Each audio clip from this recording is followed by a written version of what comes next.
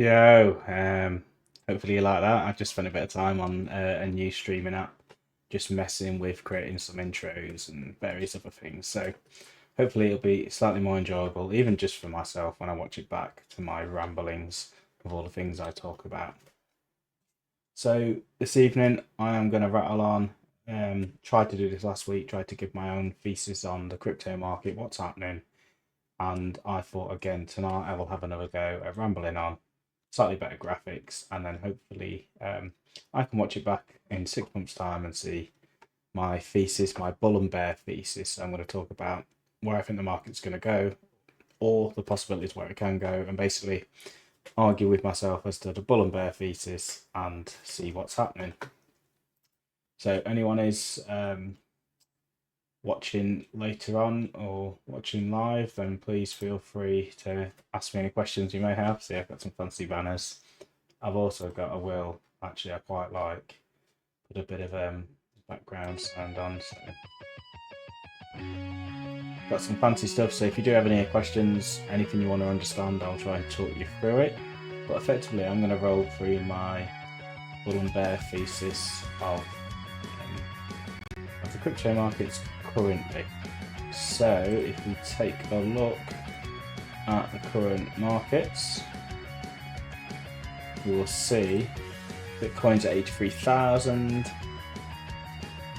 So this is all CoinMarketCap. If anyone uses this is a really simple free website and app. It's much better on the app. It just gives you a real good overview of the market and everything that's going on. So current market cap of 2.73 trillion. So for context, that's 1 trillion down on around, I think it's the 3rd or 4th of December last year. So what, 3-4 months ago? From the peak, we are down 1 trillion from the peak, or the most recent peak. Bitcoin dominance is at 61%, which again is pretty much the highest it's been at any point since about 2021. So certainly at its highest. Ether at 4%, which is pretty much the lowest it's been at for a number of years. And then you've got all the other alts. Other things to look at: greed and fear and greed index even at 24. So fear was in extreme fear just 2 weeks ago when we dipped quite a bit down. So we're starting to climb back up, which is a nice sign, but certainly not where we want to be or where we expect to be in the markets anytime soon. Altcoin season index at 19. So we're into what it classes as Bitcoin season. We were again 3-4 months ago, we're up at the 80s and 90s, but we've massively dropped back over across to Bitcoin. And generally the market is still not very bullish or buoyant comparatively to, like I say, November, December, especially sort of November time. That was a really bullish month, and we've got a lot of ground to make up, certainly when it comes to the portfolio. Yeah. So on that, I'll just share the portfolio to give it a refresh. It's taken an absolute smashing, so we're at 44. This graph doesn't give it any sort of it sort of retracts back. It doesn't give the full timeline, but effectively we're at about 150 at one point, and now we are back all the way down to 44. So a fairly painful existence with pretty much a hand 2 out of what, 30-40 things in profit. It's buy price, so certainly not looking overly healthy on the portfolio, but I'm fairly relaxed. So, and I'll show you why, or I'll tell you why, hopefully. I'll go through. First of all, I will talk about the bear case, I think. So we'll do the bear case. So like that, I just did a little video. Feel free, if you do have any crypto, feel free to let me know, share, happily talk you through it, and we can look at it in detail. Not a problem, but yeah, so I love that. Play that to myself. So what is the bear case of crypto? So So, sugar, that's all. Clicked on the wrong thing. So I go back onto here. So my bear case is effectively the macro environment as we speak right now. Certainly, so when we're talking crypto, we generally only talk about the American markets because that is heavily influences and drives the crypto markets, which is frustrating at times, but also really positive on other times as well. So at the minute, very frustrating, but is what it is. However, the current macro environment, certainly for the US, is no different to Europe or the UK. So it all sort of correlates. So we've got, let's have a look. Now, just an article, Goldman Sachs, that they think that 25 is actually going to have a turnaround and expected to GDP to be higher than what is currently expected. So a lot of bull cases out there, certainly when it comes to where the states will be. However, I guess we've had in recent weeks even is the tariffs. So the tariffs that Trump is putting in on China, Trump is putting in on Canada, Mexico, etc., has certainly made the markets particularly scary. And part of that, if you look, the S&P, which is the index of 500 companies in America, has had a massive correction. Again, pretty much in a similar time, but mainly since February. Mid-February is when that really started to have a heavy correction. So 2 trillion was wiped off over the past 3 months in the S&P, in the stock market, and that's around a 10% drop that it's had, where I guess the equivalent in crypto is we've lost obviously 1 trillion, and it's been around more like a 30-40% drop depending on what you own. Obviously Bitcoin's been fairly low, so doesn't look particularly good as the macro environment. However, that is my only bear case. Like, I'm struggling to look crypto and really see what else is in the background. I guess you've got the potential of a black swan of another war breaking out or something like that, but on the flip side to that, you've got the potential of peace in Ukraine and Russia and various other places that might actually get people investing into a bit more risk assets. So, but that is all I can think of. If anyone does have any other bear case suggestions, and I'm really open to it, but the macro environment isn't great. Inflation's not, it's dropping, but it's certainly fairly sticky and still hanging around. And because of that, the stock markets have got wrecked. Gold is at an all-time high as well. So that is the case. That is it. That is all I have for the bear case, which, you know, I'd say I'm more than open to any suggestions. Now, I do have the bull case. That one's slightly better, slightly longer. So I've got lots of things on the bull case, and I don't know if I'm looking at this with rose tinted glasses, but the bull case is as follows.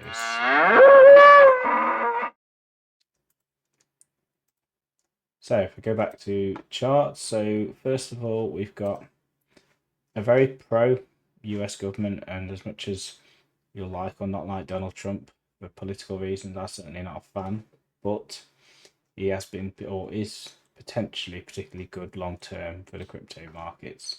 So lots and lots of legislation sort of coming in, lots of executive orders to support and help the crypto market, but just one that caught my eye, that they hold 16 billion in crypto, so about 4,000, something like that. They control 195,000 Bitcoin is what they have, and they're looking to get that to 1 million. So that's quite a nice new bill that's coming in that they're going to be putting through Congress. So hopefully that is a step forward. But certainly it's hard to argue that the US government are not pro crypto right now. That's as simple as that. If we look at total free, so total free is all cryptos minus Bitcoin and Ethereum. So basically all the alts.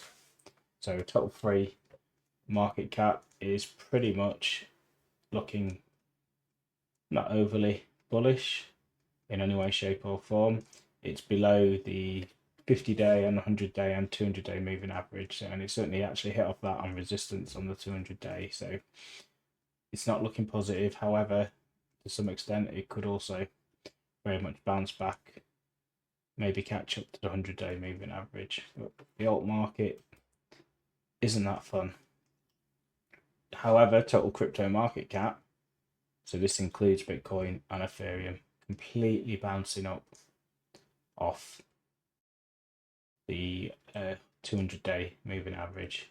You can see it there, it dropped all the way down and then it's bounced off that. And hopefully we start to climb and build a whole crypto market cap. And I generally think that will be led by Bitcoin, certainly in the next couple of months. I think that is going to start to climb and run again. And then again, if we look at, like I say, Bitcoin, not looking at positive. However, it's just sort of bounced off the 200 the 200-day moving average. Still got a lot of room to go to meet the 50 and 100, but it's not looking as bearish, certainly when it comes to Bitcoin. Then you've got the Fed. They have an FOMC meeting in a couple of days. Not expecting that. Well, the markets will be rocky certainly this week, but not expecting major moves, because currently, unless they lower interest rates, which is quite unlikely, there's a 98% chance it pretty much stays as it is. So unless that changes, and they do drop it, then that is ultra bullish, but we're pretty much expecting the status quo.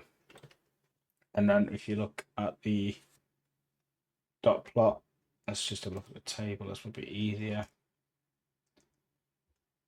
10, so this is the Fed. They reckon they'll be down to about 3.875. 10 people down by then this year. So certainly what that says is there's almost undoubtedly going to be some rate cuts this year, which will only be a wonderful thing when it comes to the markets. What else? What else is my bear case? It's not my bear case, my bull case. Let's set up all these different tabs. Twitter, let's just see what I've got marked on Twitter. If anyone does use Twitter, if it's something you're just getting into crypto or something like that, X even, then certainly something you want to be using, because it really is handy, but you need to be following lots of different people to get different views. And just generally read people's points of view. So some of the things I've bookmarked. So Bitcoin prices always followed global money supply, which I thought was quite interesting, and it has. But you can see it's gone up and it sort of peaked there. 24, global money supply has dropped. We're down to here right now. That's dropped, but predicted to go up again slightly later in the year. So somewhere around May, June is when it's expected to go up, which is pretty much a rough thesis. I had May as my new timeline. So if that happens, then I think we potentially see by May a much higher Bitcoin, and with that, a rising tide lifts all boats, and all of that is that normally then leads to the alt market running. So that is, what else? Yeah, that was pretty much my bull case. So anyone have any suggestions, comments, ideas, views? Happy to talk through my existing portfolio. Happy if there's anything that you own, please feel free, share in the comments. We can have a look, we can debate. But about 2-3 weeks ago, I was certainly getting concerned, maybe a bit longer, maybe 4 weeks ago, certainly getting worried when it comes to this market and where it was going, and should I cut my losses. And I guess my base thesis is is crypto going to go somewhere? Is it going to disappear? And my short answer to that is no. Alts, obviously there are plenty of alts that could disappear. I certainly wouldn't rely on them, and my portfolio is a fairly shameful collection of very ropey altcoins, as I'll sort of go through. So it's all alts, in fact. So do I think most of these will be around in 5 years' time? Undoubtedly not. I'm fairly sure some of them won't even be around in a year's time. But some of them I do think will be around for a good while, or certainly a short while. So my portfolio certainly isn't stunning in any way, shape, or form. But I'm still convinced, hence I'm still holding, I'm still convinced that this is going to run. Just for anyone that has never watched before or is new, this is all profit. I took out my initial investment a while ago. But what I do is then, when I've had it all in stables, when I then buy something, I then track the buy price, which is why it shows a loss. It's not a loss, it's all profit, but that's how I like to track. That if I'd have just kept it in stables, then yes, that is a loss. If I'd have kept my stable coins instead of jumping into all these various altcoins. So that's my, I guess, rough thesis of the market. I think certainly over the next few weeks are going to be fairly rough and fairly volatile, but it has certainly been that for the past couple of months. I think as we get into the sort of April, May, I think we could certainly turn positive. There's some potential white swans, I guess. Like I say, there's peace in Russia and Ukraine. The reporting that they might make crypto tax free from a capital gains point of view. So certainly not unfortunately not in the UK, but certainly in the States, which I think could drive a lot of people to this market and drive a lot of liquidity. And like I say, the government's behind it, and I just think there's a more tailwinds than headwinds, I guess. So that's sort of where I'm at with what's going to happen in the markets. Just, I guess, in recent news, or even just today's news, Twitter will share it. It's quite a good piece. So just this one. I don't recommend following most of these people because most of them are Muppets, but quite interesting to get a feel of what's going on. But today, why is Bitcoin down? Is that a whale that put a 330 million short on Bitcoin? So betting it is going to go down, and therefore it's sort of taken Bitcoin has taken a bit of a hit. We just check where it's at. So it's 83,000. It's only down 1%. There has been a drive, certainly amongst crypto Twitter, to try and liquidate the guy. But I would say that's not proven overly successful. I think he gets about 86,000 and the guy's liquidated, and now it will cause a short squeeze going up. But I'm not seeing that that's going to happen now. I think the momentum from that move has certainly disappeared. So I'm happy. I would love to. So what I normally do is do this sort of short crypto run through, and then I tend to play video games. However, unfortunately, with this streaming software that I'm playing with, I can't yet stream games on it. I know how to do it. I just need a wire that is hopefully coming in the post, and then I can get back to streaming games alongside my crypto. I would like to do, just for my weird pest control fraternity, I wouldn't mind looking at doing a sort of a gaming with a pesty and sort of interviewing and asking questions at the same time. I thought that'd be quite cool. So if anyone's interested in that, we can hook up, we can play whatever. I've pretty much got most games, or will happily get most games. Team up on, or whatever, co-op on a game, and then at least sort of, I guess, interview and have a general chat about the pest control industry. So if anyone is into that, anyone interested, then please hit me up. It's something I will work out how to do it all once I've set up the gaming part on this stream. If anyone has any game suggestions, please share them. I'm always open to them. I'm currently getting really into Rocket League, which I know it's a kid's game, but it's certainly it's quite fun, and there's a nice learning curve with it, so got a bit of a grind to it. But yes, and I guess see where we are in a week's time. Usually I'll try and do every Sunday there or thereabouts. First time this is multi-stream, so this is on YouTube, Facebook, and Twitch. But mainly, talking to my people on my Facebook because I get a lot of people like to come on and watch. So should we buy or sell in this next week? Certainly open to any comments or suggestions. My gut feeling is saying buy, or just hold, to be honest, is what my gut's telling me. See what happens in the market. Certainly with the FMOC meeting this week on Tuesday, I think it is, or Wednesday. See what comments come out of that, and just see where the market goes. But I think it's going to be a slow grind for the next rest of March, maybe rally at the end of the month, and then hopefully come April, May is where we really see sort of climbing back to where we were early December. So the 3rd or 4th of December would be a nice area to get back up to, if not slightly further. So if you have any suggestions, anything like that, feel free, put it in the comments and we will pick it up on the stream next week.